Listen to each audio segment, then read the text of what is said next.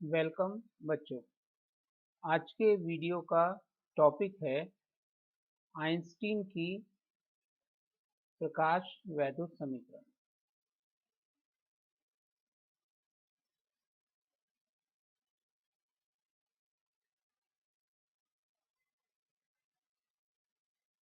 प्रकाश वैद्युत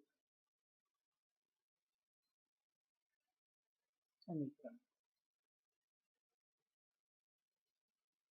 तो इसमें हम ये पढ़ेंगे कि आइंस्टीन ने किस प्रकार से अपनी एक थ्योरी दी, जिसके आधार पर उसने प्रकाश वैद्युत प्रभाव को एक्सप्लेन किया।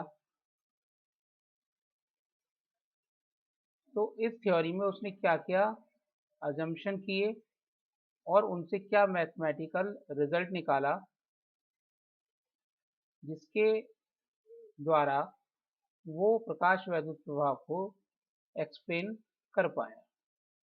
तो वो सब चीजें हम आज पढ़ेंगे।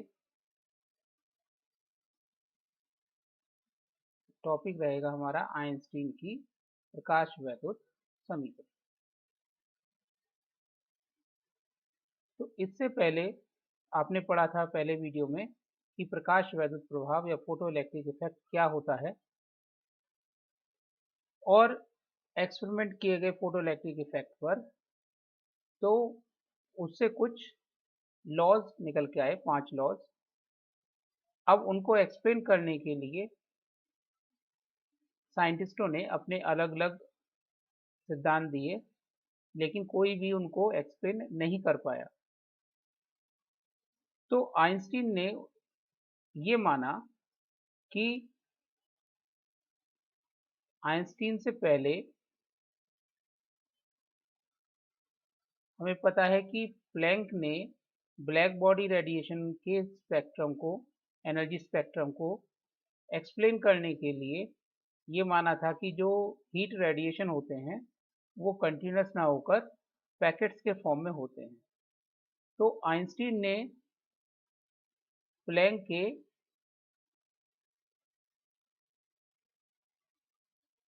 क्वांटा सिद्धांत को, क्वांटा मतलब कि जो एनर्जी है वो कंटिन्यूस ना होकर पैकेट्स के रूप में है, उसको को प्रकाश ऊर्जा के लिए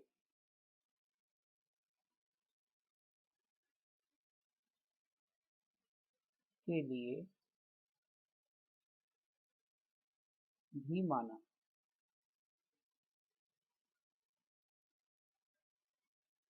तो आइंस्टीन ने माना कि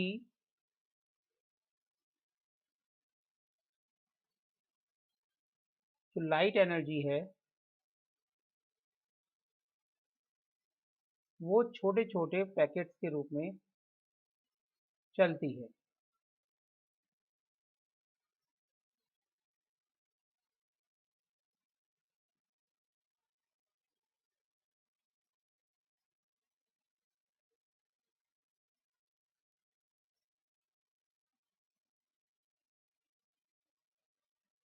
जिसे हम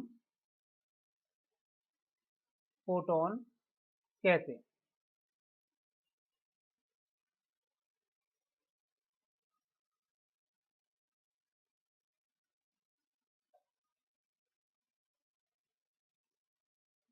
और एक फोटोन की ऊर्जा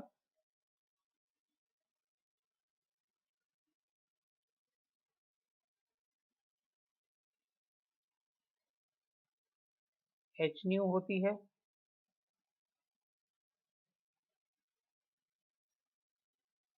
जहां न्यू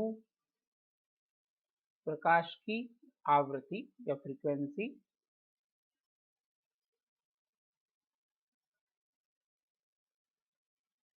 व एच, स्मॉल एच, प्लैंक नियतांक है।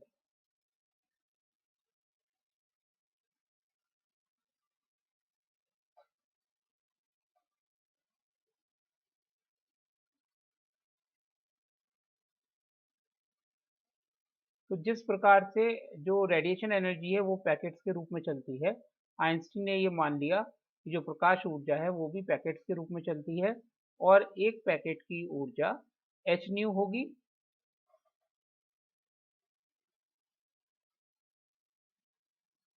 इसके अलावा उसने ये माना कि एक फोटॉन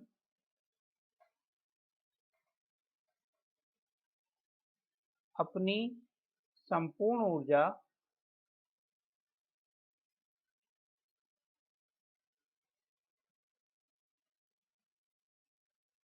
पृष्ठ के एक इलेक्ट्रॉन को ही देगा।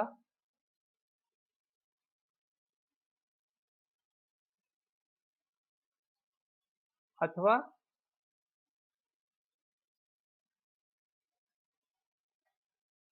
कुछ भी ऊर्जा नहीं देगा। यानी ऐसा नहीं है कि जो फोटोन है अपनी ऊर्जा का कुछ भाग तो दे दे और बाकी भाग अपने बचाए रखे। देगा तो टोटल एनर्जी वो इलेक्ट्रॉन को दे देगा, अन्यथा बिल्कुल भी नहीं देगा।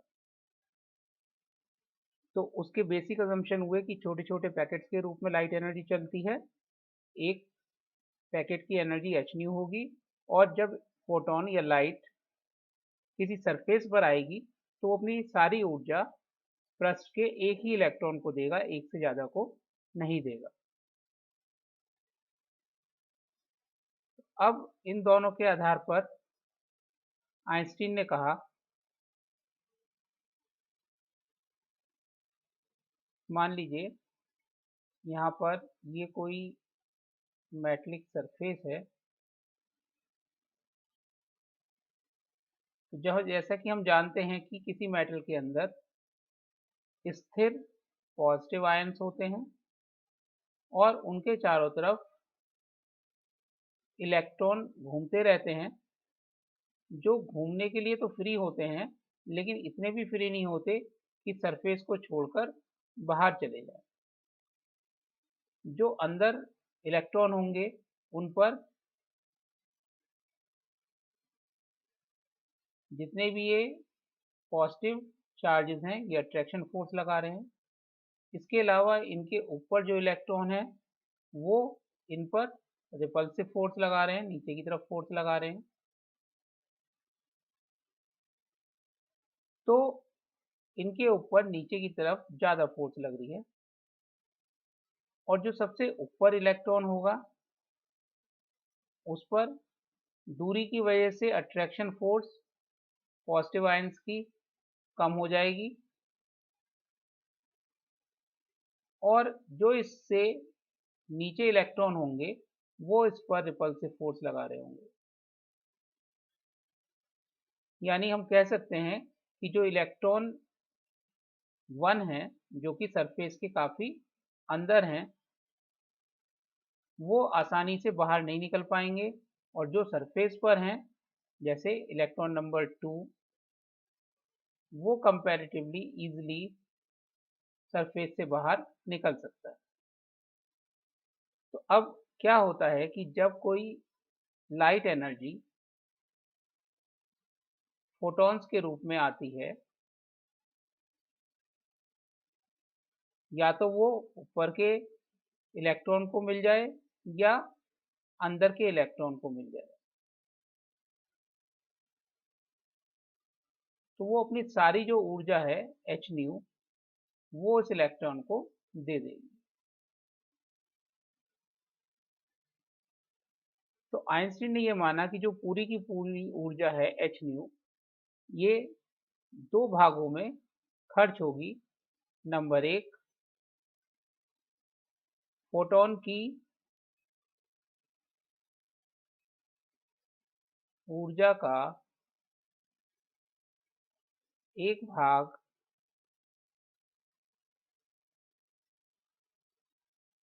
इलेक्ट्रॉन को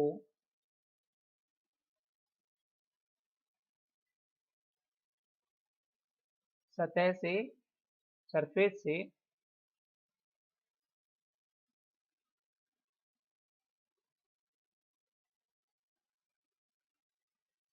बाहर निकालने में खर्च होगा।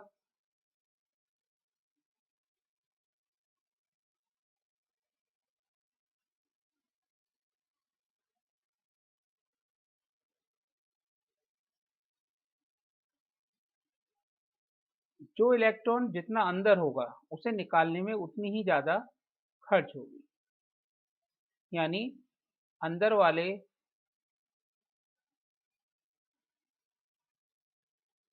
इलेक्ट्रॉन को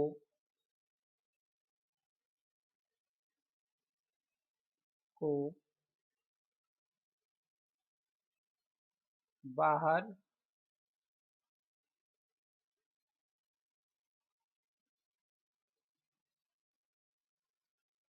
निकालने के लिए सरफेस वाले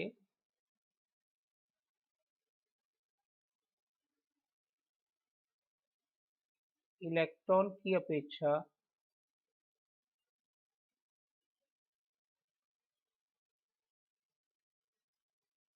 अधिक ऊर्जा लगेगी।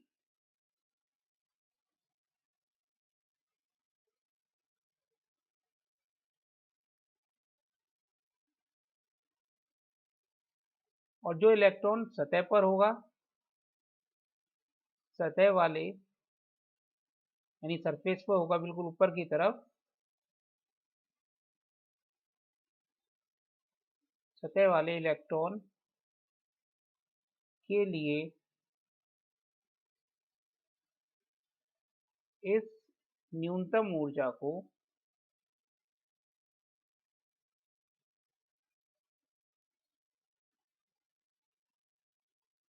उस सरफेस का कार्यफलन कहते हैं, वर्क फंक्शन कहते हैं। इसे हम W से रिप्रेजेंट करते हैं।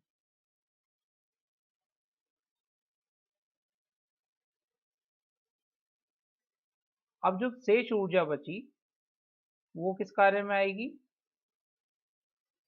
कि ऊर्जा का कुछ भाग तो इलेक्ट्रॉन को इस आकर्षण बल के विरुद्ध कार्य करने में खर्च हो गया, जो ये अंदर की ओर आकर्षण बल लग रहा है। अब इलेक्ट्रॉन अंदर के जो स्थिर आयन है उनके आकर्षण बल से मुक्त हो गया और इसकी सरफेस से बाहर निकलकर यहाँ पर आ गया। अगर आने वाले फोटोन की सारी ऊर्जा खत्म हो जाती है तो इसका जो वेग है निकलने के बाद वो होगा 0। लेकिन अगर ऊर्जा का कुछ भाग बचा रह जाता है तो इसको एक निश्चित वेग v प्राप्त हो जाएगा। यानी हम ये कह सकते हैं कि जो बची हुई ऊर्जा है वो इस इलेक्ट्रॉन को गतिज ऊर्जा प्रदान करेगी। तो फोटोन की ऊर्जा का शेष भाग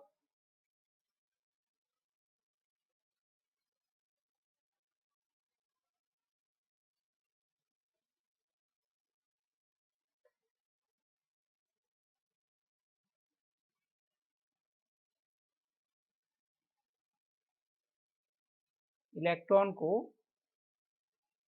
गतिज ऊर्जा प्रदान करेगा।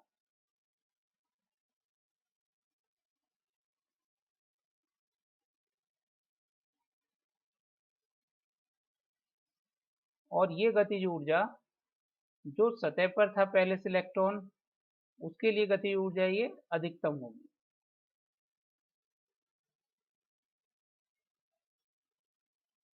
यह सरफेस वाले इलेक्ट्रॉन के लिए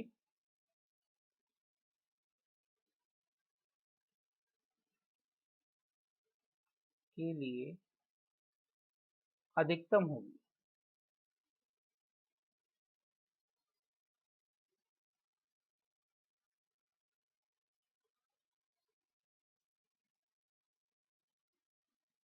तो अब हम केवल सरफेस वाले इलेक्ट्रॉन के लिए बात कर रहे हैं।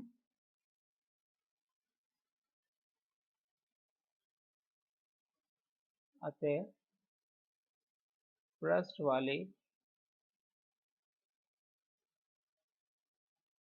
इलेक्ट्रॉन के लिए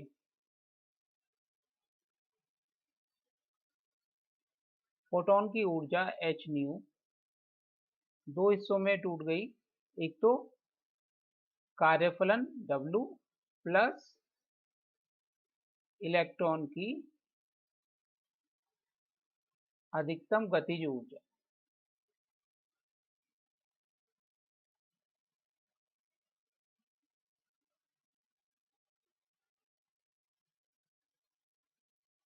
maximum kinetic energy of electron. तो यदि इलेक्ट्रॉन का मास m हो और उसकी वेलोसिटी सरफेस वाले की v हो, तब इस इक्वेशन को लिख सकते हैं h nu is equal to W plus half m v square max. मतलब ये क्या है? Maximum kinetic energy of electron या अधिकतम गतिज ऊर्जा kinetic energy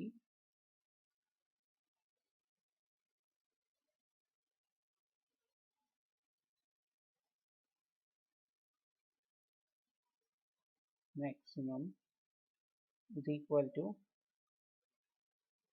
half m v square max is equal to H nu minus W. तो ये कहलाती है आइंस्टीन की प्रकाश वैद्युत समीकरण।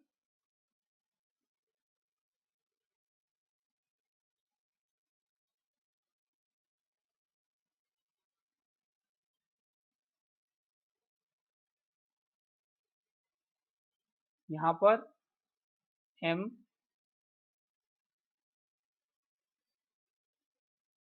जहाँ स्मॉल m इलेक्ट्रॉन का द्रव्यमान, मास ऑफ इलेक्ट्रॉन, और स्मॉल v फोटो इलेक्ट्रॉन का वेलोसिटी।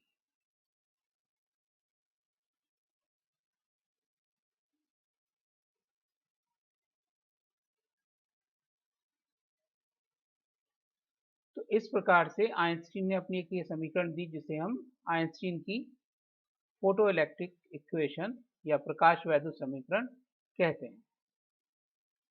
अब इस फोटो इलेक्ट्रिक समीकरण को हम अलग अलग रूप में लिख सकते हैं। अब हम उसको देखेंगे किस प्रकार से। तो जैसे हम जानते हैं कि फोटो समीकरण के विभिन्न रूप निकालने के लिए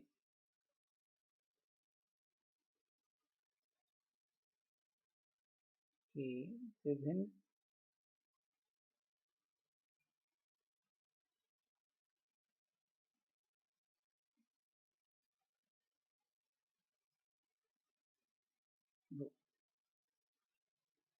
क्योंकि अलग अलग क्वेश्चंस में, न्यूमेरिकल्स में हमें अलग अलग रूप इसके यूज करने पड़ेंगे। तो हमने थ्योरी में पढ़ा था कि प्रकाश वैद्युत प्रभाव की घटना तब तक नहीं होती जब तक कि आने वाली लाइट की फ्रीक्वेंसी एक विशेष मान से कम होती है, और वो विशेष मान कहलाता है थ्रेशोल्ड फ्रीक्वेंसी या दहलीय आवृत्ति। तो यदि आने वाली लाइट की आवृत्ति nu is equal to nu naught, मतलब दहलीय आवृत्ति, जिसे हम थ्रेशोल्ड फ्रीक्वेंसी भी कहते हैं,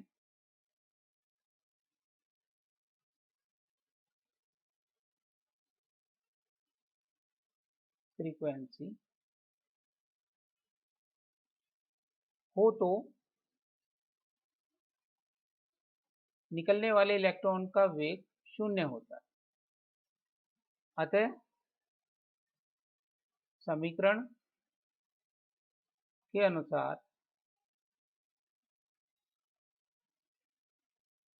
हाफ m इंटू 0 का स्क्वायर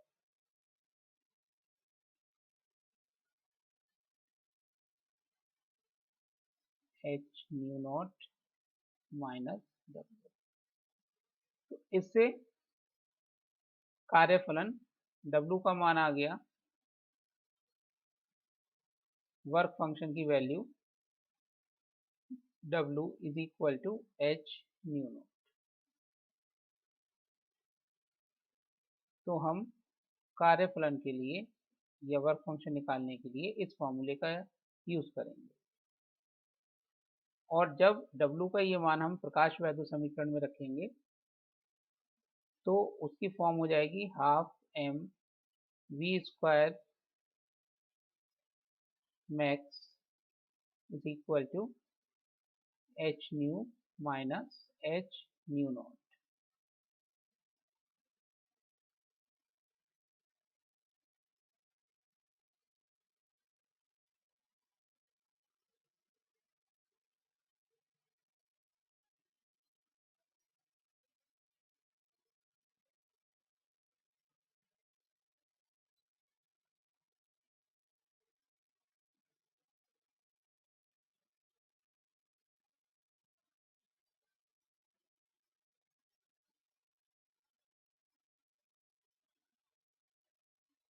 इसी प्रकार हमने पढ़ा था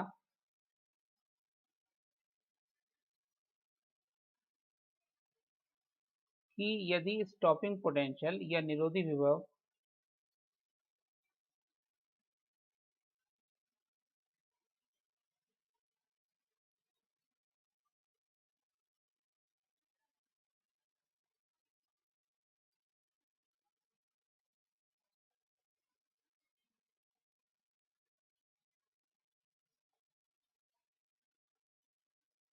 V नॉट हो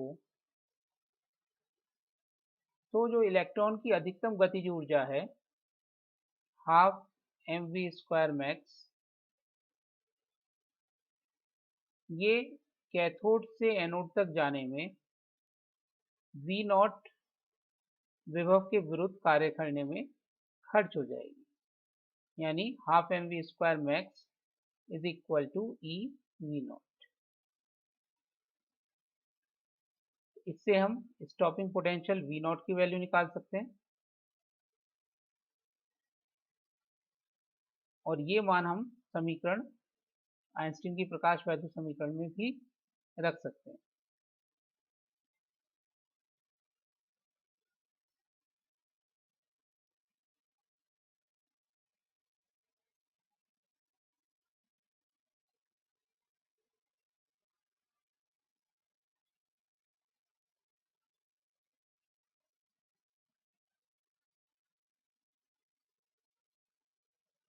तो समीकरण में जब हम ये मान रखेंगे ये हो जाएगा E we naught is equal to H nu minus H nu naught, या V naught is equal to H by E nu minus H by E nu naught. तो इस प्रकार से आइंस्टीन की प्रकाश वैद्युत समीकरण को हम कार्यफलन, दहली आवृत्ति और स्टॉपिंग पोटेंशियल के रूप में भी लिख सकते हैं, तो जिनका उपयोग हम आगे अब प्रकाश वैद्युत प्रभाव के जो नियम थे उनको एक्सप्लेन करने में करेंगे। तो आज के वीडियो में हमने पढ़ा कि किस प्रकार आइंस्टीन ने प्लैंक के क्वांटम सिद्धांत का प्रयोग किया प्रकाश ऊर्जा के लिए,